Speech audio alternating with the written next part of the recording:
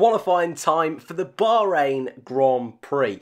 Last time out, Lewis Hamilton did a classic Lewis Hamilton lap, didn't he? But this time at the 999th race, yes, we're going to have 1,000 next time. I'm not too sure if I'm looking forward to those gimmicks for next time.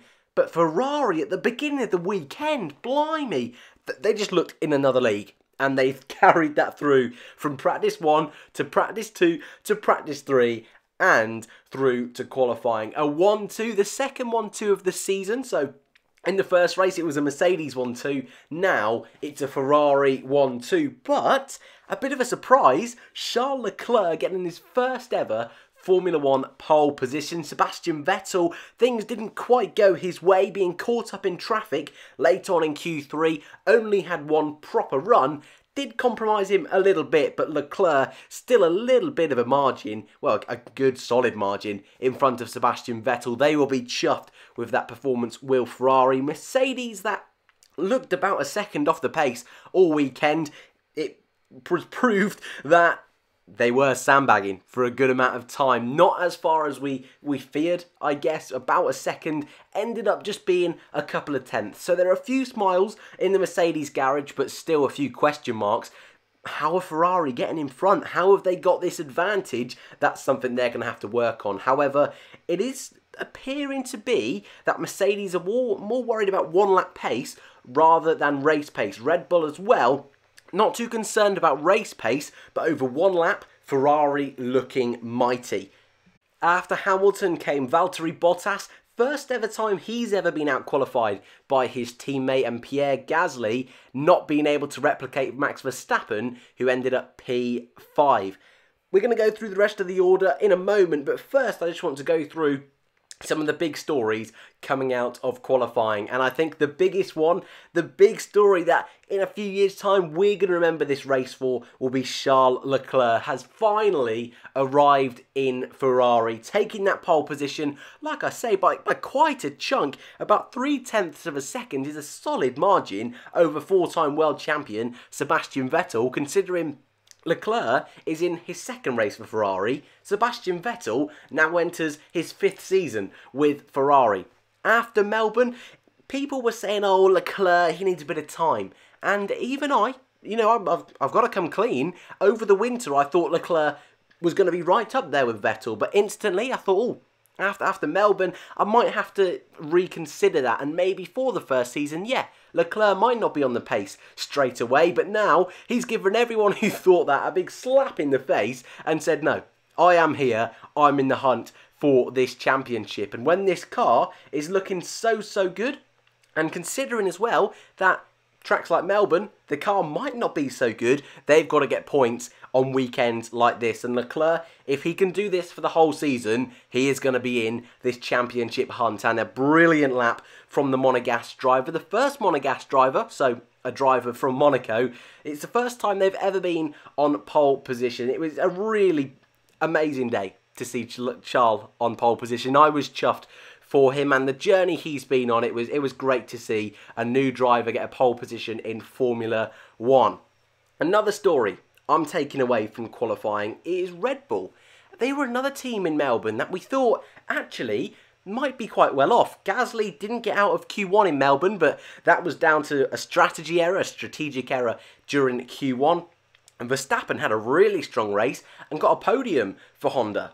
This weekend, it's not quite looking like it's going to be the fairy's tale that was Melbourne. Gasly once again not getting into Q3. He really does need to start improving now. Yes, it's only the second race, but we know in Formula 1 things move so quickly, and in a Red Bull car, he should be in Q3. If it happens once, maybe even twice across the season, you might think, that's fair enough. That's just how Formula 1 goes. But back to back, in the first 2 races of the season, I'm starting to worry a little bit for Pierre. He's going to be one to watch out for in the race for sure. He has one of the better cars on the grid, and Christian Horner has been preaching all weekend that this car in the race is going to be up there with Mercedes and Ferrari.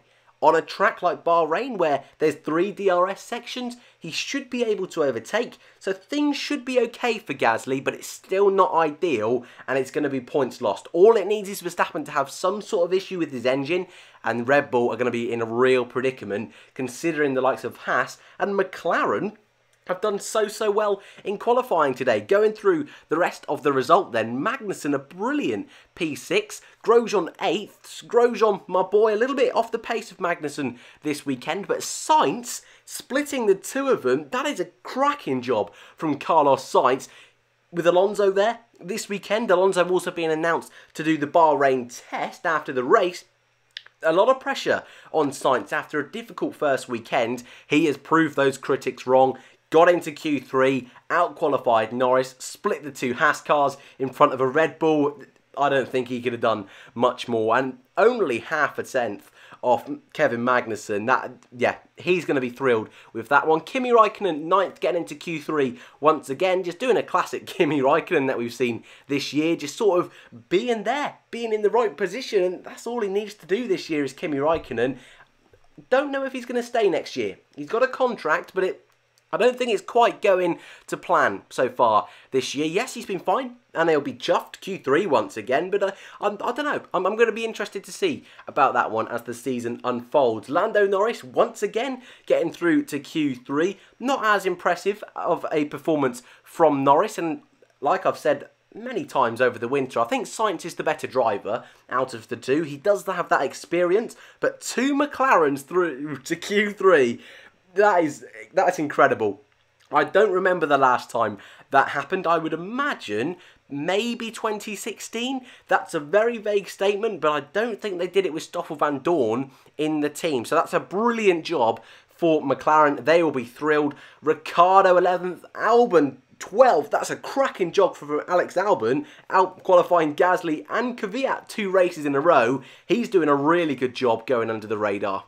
Gasly unlucky 13th, Perez 14th, Stroll 18th, another difficult race for Racing Point. 15th was Danny Kvyat, again being out qualified by Alex Albon. 16th was Giovinazzi, he was out in Q1. Hulkenberg, oh, that was a difficult one to watch. People were saying that he really could be in the fight with those Red Bulls. I think he could have, but just that one lap he didn't hook up together in Q1, out on the spot. He'll be disappointed with that, but I expect him to work his way up through the race. Stroll 18th, and are we really surprised that the 2 Williams are at the very back of the grid? A second and a half off? That's not as bad as last time.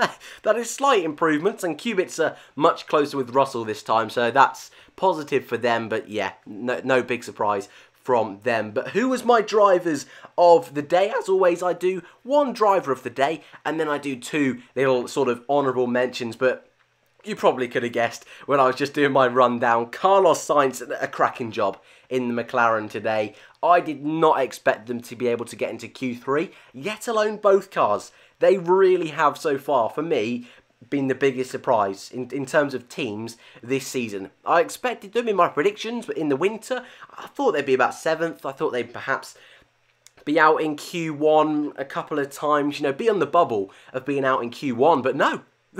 I mean, Q3, both races for Lando Norris, and Sainz getting Q3 this time, in there with the Haas cars. That's a really good job. The lead Renault cars, once again, will be the McLarens this weekend, so they've made a big step up this year. Chuffed for them. I've got to give some love to Kevin Magnussen, which, if you followed this channel for a while, that doesn't happen very often, but Kevin Magnussen, I've got to take my hat off to him. 6th place, cracking job. I expect him, if Honda do have these issues that are supposedly there, maybe he could be fighting for a 5th place, and he's the sort of driver that if something does go wrong at the front, I think, yeah, he could pick up some big points this weekend, so he's having a really strong start to the season. And Alex Albon, yeah, really impressed in Australia from Alex Albon, and he's only gone and carried that form in qualifying through to Bahrain.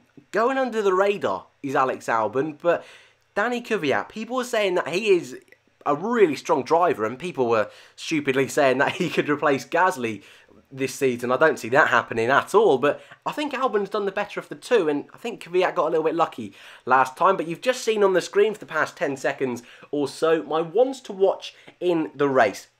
A little bit more difficult this week, but Nico Hülkenberg, I think, was the obvious choice, starting all the way in 17th place. Expect him to move forward. Daniel Ricciardo in 11th as well. I think they'll probably go for a little bit of a different strategy, so expect him to work himself up into the top 10 and score his first points for Renault. Gasly, you expect him to move forward, starting where he is. You expect him to score points. And looking at his race pace last year for Toro Rosso, getting 4th, you got to say, this guy has to be trying to get up to 6th, trying to score his first points of the season. And I've also done Sergio Perez. That was a bit of a rogue shout, but Perez has always gone well here in Bahrain, so I will expect him to be causing a few dramas in that midfield and trying to work his way into the points for his first points as well for the season. So let me know in the comments below, who was your driver of the day for the Bahrain qualifying? That is your result. Leclerc, his first ever pole position. A Ferrari 1-2. Can Mercedes tomorrow cause a big upset? Or are we just going to see an absolute carnage race and we see someone else score a fluky race win? If you enjoy Formula 1, you enjoy seeing Formula 1 news, feel free to subscribe. That would be very much appreciated. I hope you enjoy the race tomorrow, and I'll see you in the next one.